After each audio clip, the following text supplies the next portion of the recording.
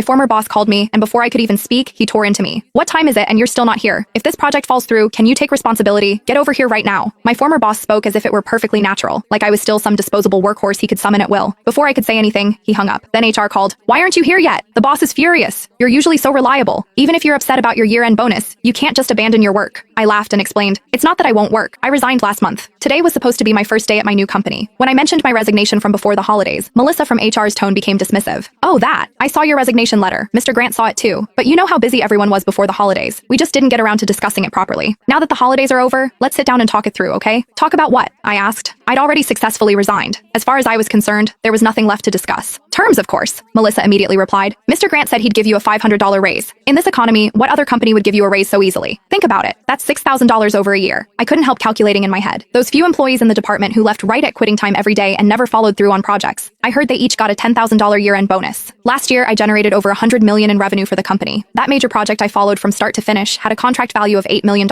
I did the work of 3 people alone, had the most overtime hours in the department, and didn't take a single sick day. But at the annual meeting when they handed out the Outstanding Employee Awards, all the projects I'd signed became Claire's. She got a $50,000 bonus plus the latest smartphone. My year-end bonus was $250. Just thinking about it felt absurd. I wanted an answer. Melissa, why was my year-end bonus $250? Silence on the other end for a few seconds. Sophia, you have to understand. The company has its policies. She chose her words carefully. Even though you do a lot of work, sometimes you're too rigid. You don't focus enough on teamwork. You rarely attend team-building activities, and you don't communicate much with colleagues. Year-end bonuses naturally have to consider overall performance. I laughed bitterly. I remembered last year's company team building, a weekend mountain hike. I didn't go because I had to work overtime. Friday night dinner, I didn't go because I had to rush a proposal. And that time the department went to karaoke. I declined because I had a client meeting the next day and couldn't afford to be careless. Every time I skipped a department gathering, it was to do better work. And now they were using that against me? What about everyone else? What were they doing when I wasn't there? Drinking, singing, taking group photos, posting on social media. The captions were always, "We're family, best team ever." So that's what overall performance meant. Are there other reasons? I asked. Melissa thought for a moment, then lowered her voice. Also, Mr. Grant said that last year you had a few projects where,